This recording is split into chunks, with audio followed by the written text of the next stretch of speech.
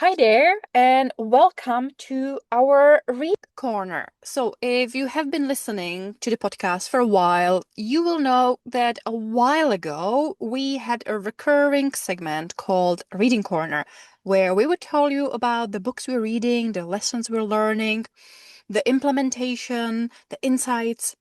But these episodes have not appeared in probably a year. Partially it's because we switched over to having more guests, but also because my life and Natalie's life have been pretty full on and we haven't been reading or we haven't been learning from books. We haven't been reading the books that are really pushing us and challenging us. We may have been reading some, light reading, some novels, some fun stuff, but nothing around the topic of this podcast. But with start of the new year, with starting new chapters and settling into our new lives, we have more headspace to start reading again. So today we want to tell you a little bit about what have we been reading and what we have been learning from that. So I'm so excited because books is one of the things that brought us together and brought us into this podcast. So it's so good to come back to it. So, Natalie, tell me, what have you been reading so far?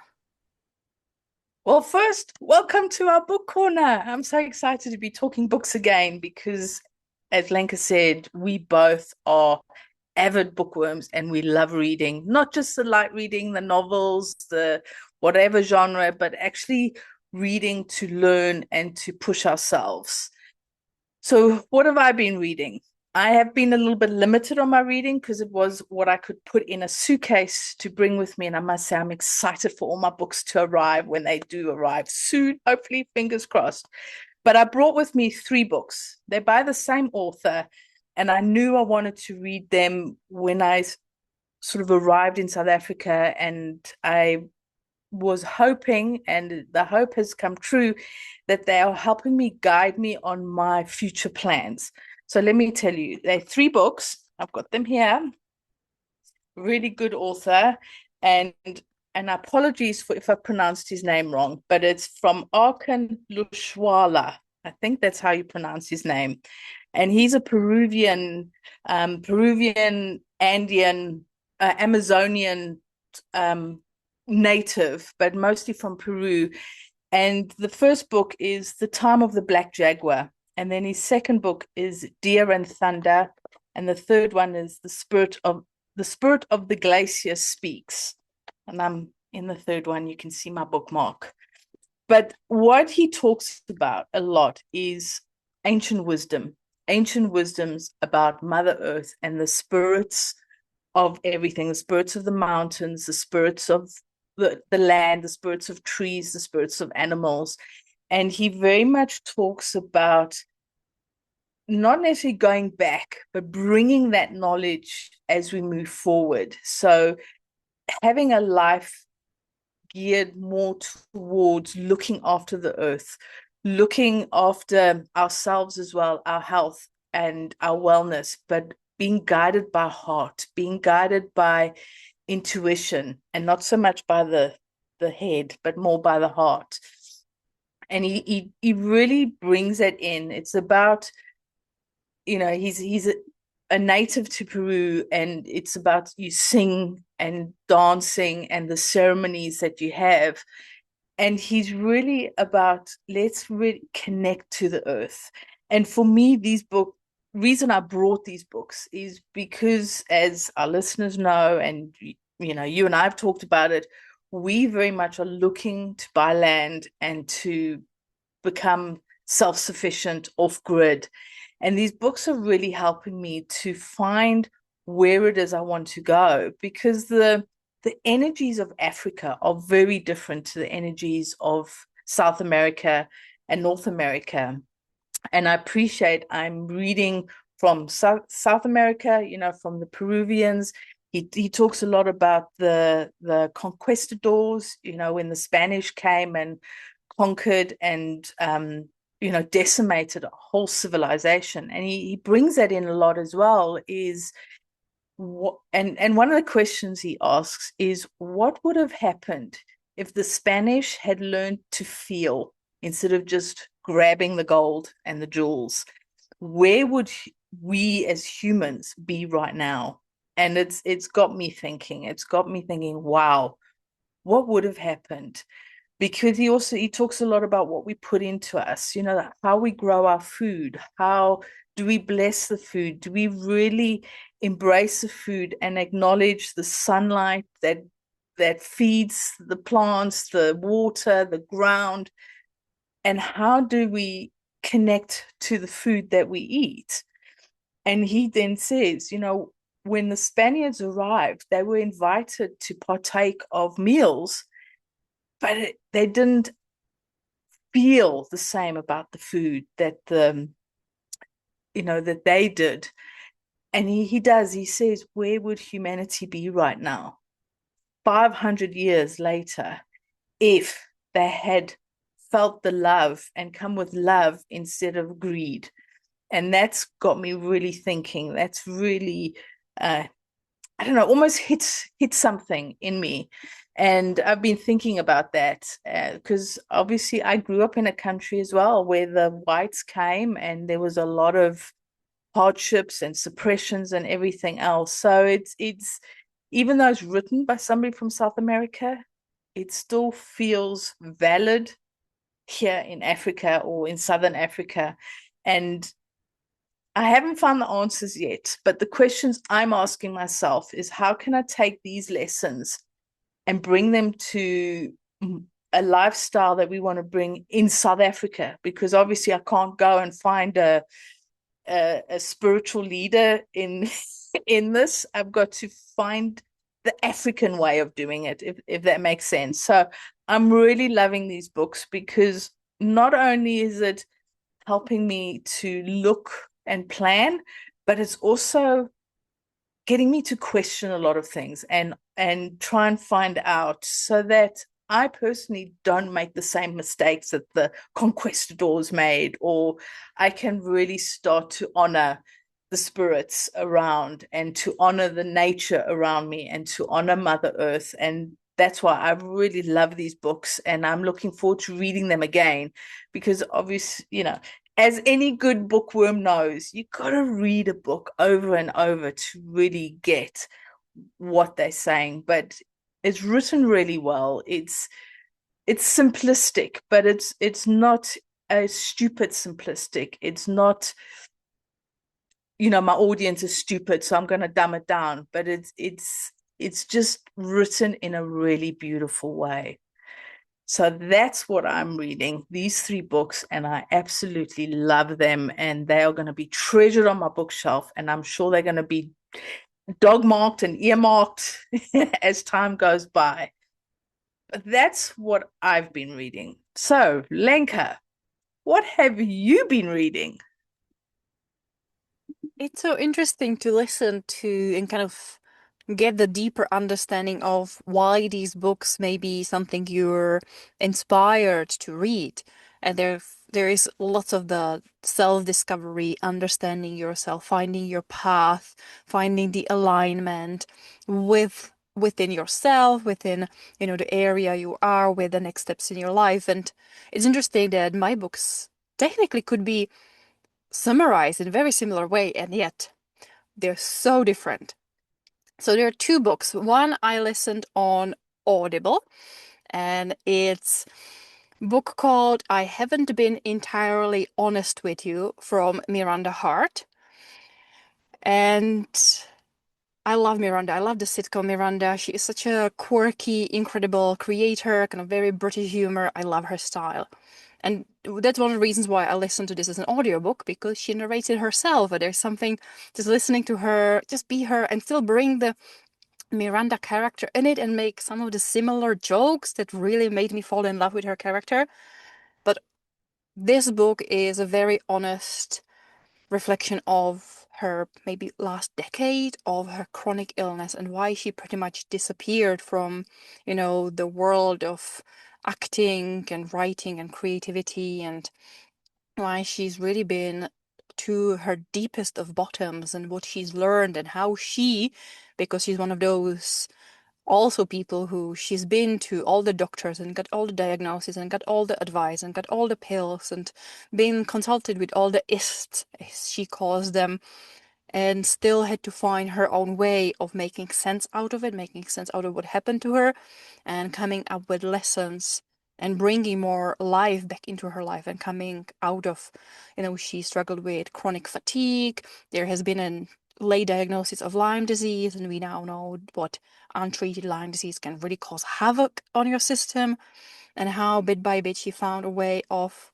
reconciling with herself. For me, the core message is again finding a way of loving yourself, of accepting and acknowledging and allowing yourself to be your sillier self without any social pressure, culture pressure, family pressure.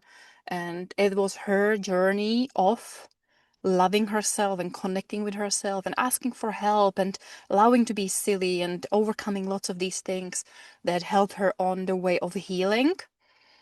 And then, very similar message actually, thinking about it, in my second book, which has been on my reading list for years since I heard of it. And I knew it's going to be, in a way, I already knew I was going to love the book because the premise is just so powerful. And yet I was like, there was something that was like, I need to be ready for this book. And it's called Dying to Be Me by Anita Moorjani. And it is almost an extreme version of what happened to Miranda, where Anita had a very extreme cancer, and she pretty much, her book is her story of having a near-death experience and being so ill from cancer that she has technically died, and then had a moment of realization, awakening, and choosing to come back. And pretty much instantly, the moment she decided and chose to come back, being healed of cancer. And completely within days, her doctors could not find any form of cancer and all the additional like organ failures, skin lesions. She had so much wrong with her body by the point she died, almost died.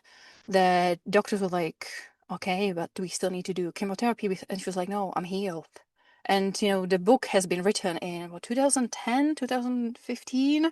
Like, it's not the freshest book, and she is obviously still happy and healthy and alive and sharing her message of, again, what she believes had caused her to get cancer, what she has learned from her near-death experience, and with obviously what is she doing with her life since then. It's such a powerful story. And again, the message is very similar. She grew up as an Indian girl in Hong Kong, where her family lived, not fitting into kind of the British colonialist parts of Hong Kong, not into the Asian parts, not into even her Indian traditions, feeling left out and feeling pressured into to be who she's supposed to be.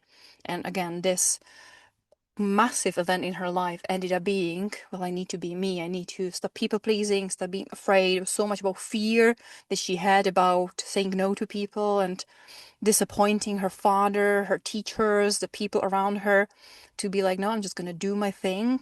I'm going to live my life honestly and truly to myself, and I'm going to follow my passion. And again, there is so much research and people fascinated by her story, trying to understand and navigate how we can learn from that. So for me, both of them have very similar message of, if you want to be happy, healthy, live a fulfilled life, want to thrive, want to heal yourself, feel better, there's so much with defining your inner truth, finding your own self, and not letting the pressures of your family, your peers, the culture, the society to dictate who you're going to be, how you're going to live, how you're going to feel. And these books are so empowering for me to be like, it might not be for everyone.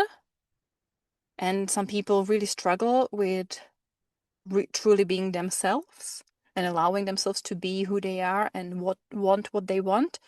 But yeah, I find these books so interesting in terms of what we can simply learn from them for our own lives. This is one thing I love about when you read somebody's story, because it might be their journey, but you can learn from it. You can gather little nuggets that you can incorporate into your own life. And these two books sound really amazing. They sound wonderful. So I'm going to put you a little bit on the spot here, as I do, is what have you got from these books? Because you really described them very well, but what little nuggets have really sort of hit home for you or thought made you think, oh, hang on, let me incorporate that, or that's given me food for thought or something. What's really, other than the story, sort of what's really grabbed you? Good question. And I think part of it is that obviously I have a very unique lifestyle, and that already, it was, I think, nice for me, the reassurance that this path keeps being repeated over and over again. This thing that can feel selfish to be on my own and on my road and do my thing my way. And every time I speak with people, it's like, how are you balancing adventuring and working? I'm like, well, I'm working the bare minimum so I can adventure as much as I can. So it has, in a way, really enhanced the fact that I am doing the right thing, choosing this weird lifestyle of living alone with my cat in a tin can on wheels, and still encouraged me to, I know how many layers of imposter syndrome and of worrying about other people's opinions and of still not showing up or knowing fully who I am in my body image, in my movement, in my language, in so many things, in, who I'm supposed to be, my spiritual journey, my beliefs. So it's been a great encouragement to be like, just really take this journey to explore, be silly, be stupid, do whatever, have fun. Don't worry about anyone and anything, and try to truly, this journal and do yoga and do swimming, do your thing. A lot more of an encouragement to, you are on the right path, and there's signs that you're on the right path. So keep going, but be braver and bolder with just trying those things that just feel fun. And it can be in the small things. I'm still noticing like there's still such a little things where I will feel so anxious and so nervous about, like the other day, for the first time ever, I pump my own tires. I have a tiny little machine that is similar to your husband's, where he showed me kind of how, and he taught me a little bit, and I got my own machine. But it still took me a month off. Like, I should check my tires. A couple of days of like, I really should check my tires.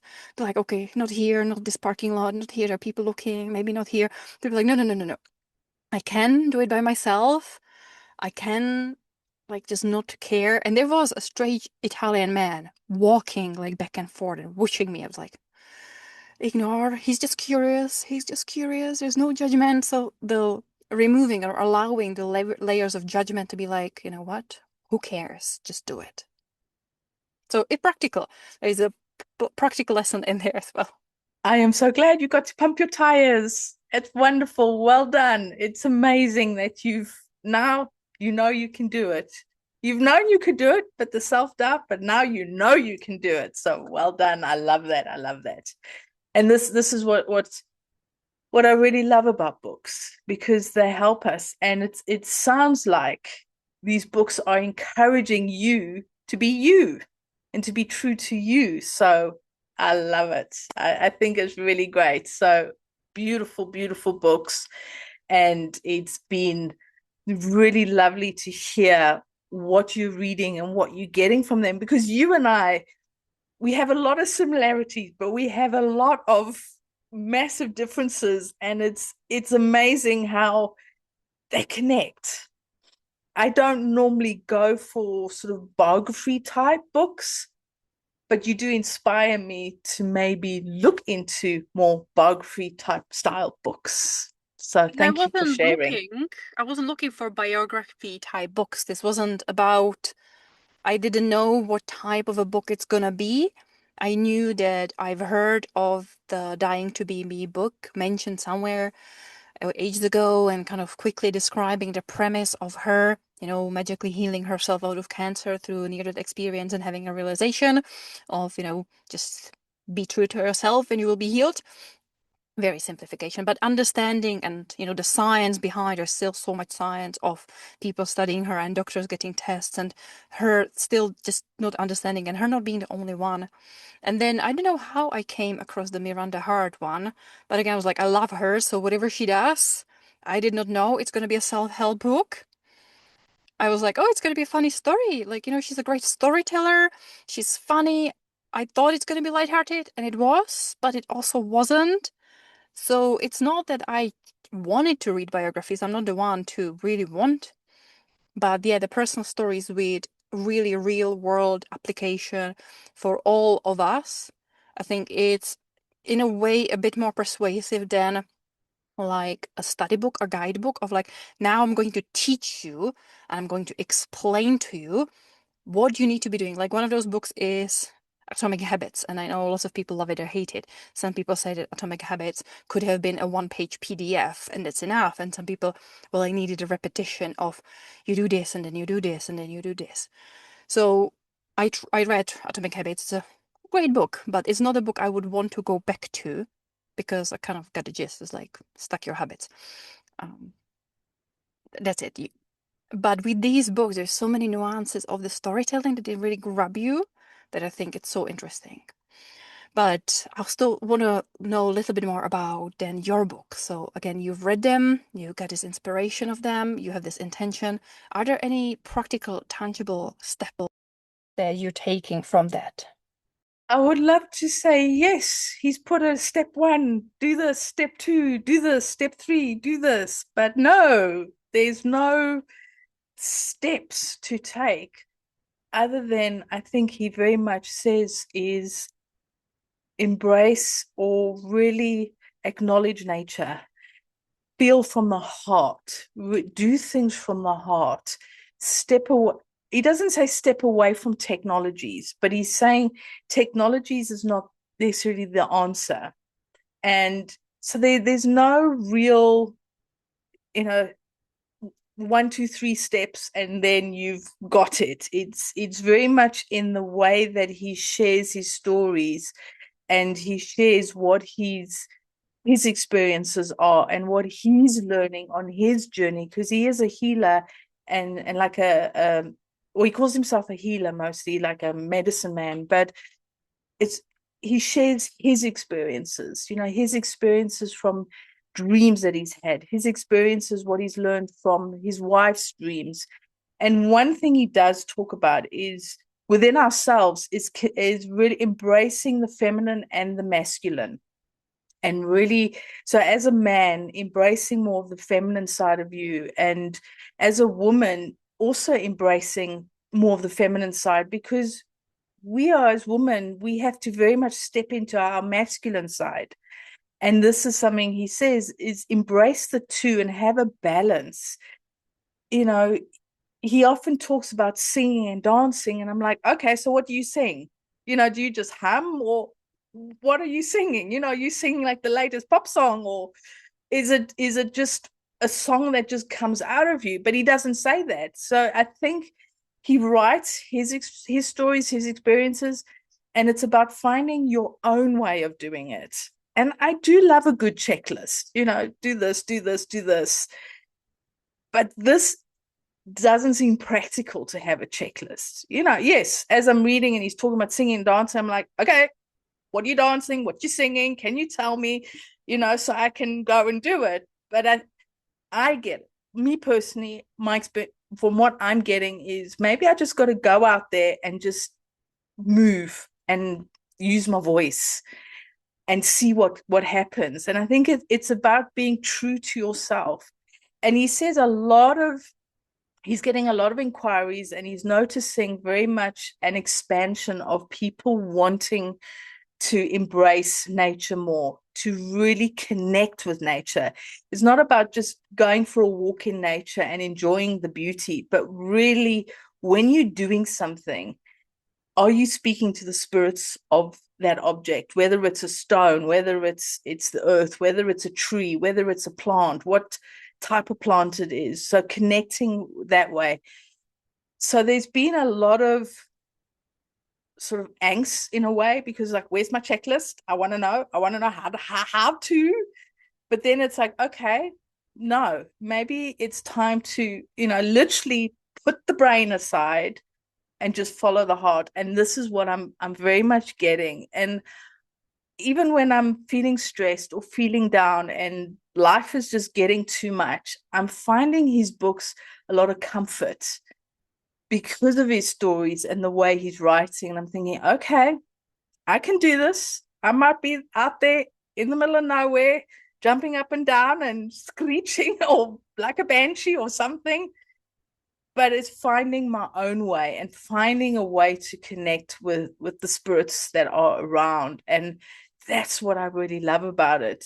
So there's no checklist, there's no how-tos, but I think it's about, you know what? Listen to your heart.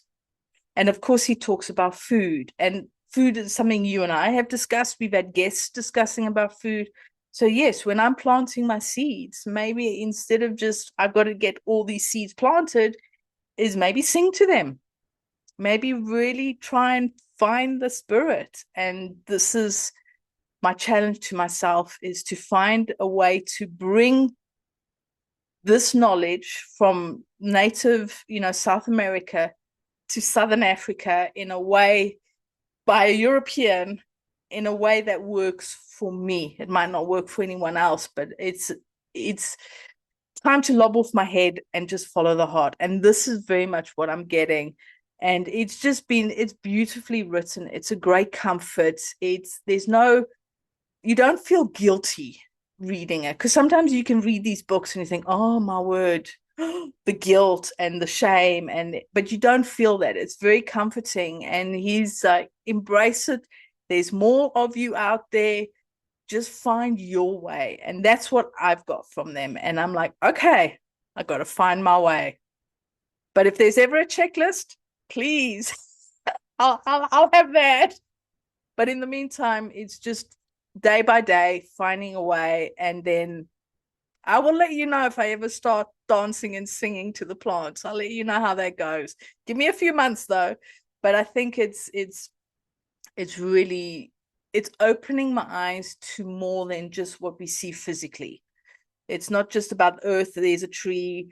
It's so much more. And it's taking me on a different journey spiritually than what I had anticipated. These books were recommended to me, and I'm just so thankful that I bought them before I left the UK, and I brought them with me, and I'm really loving them. So if anybody just wants to just find a different way and just have a really comforting, good read, get his books, because they are just beautiful and they're beautifully written. He doesn't blame the Spaniards. There's none of this guilt. He just says, this is what happened, and this is what we've learned as a people, and this is what we are doing. And we still know our sacred spaces. We still know this. And I think, wow, because having grown up in South Africa with all the politics that goes on, there's a lot of that blame. And now we're the victims, and you did this, and there's blame. So there's no movement. But when I read his books, I'm like, wow, you don't blame the Spaniards. You just stating a fact and what you've learned from it, instead of saying, yeah, but, because you guys came, we couldn't do there's none of that. And I love that, because he writes it in so compassionately. And I think that's also a lesson for us, for everybody, is this compassion, this love, and just learning from what's happened and what's gone on. So that's what I've got from his books. Well, thank you for listening to our book corner. We do love our books, and we would love, have you read a book, or have you even written a book that you would like us to read and maybe chat about? We don't critique the book. What we do, as you can see, is what we've loved about the books. We're not book critiques. We're just passionate readers. So if you've got a book you'd like us to read, or have you read a book that's really inspired you, or that has brought something into your life or made you question or anything, we'd love to know, because Lenka and I, we are always looking for new authors. We're always looking for new books, because our list is not long enough. Our bookshelves are not full enough of books. I think the two of us would have libraries if we could, but we're always looking for new books, or we'd love to hear what stories you've read that have inspired you and helped you on your journey that you're going through. And until next time, we'll talk to you soon. Bye.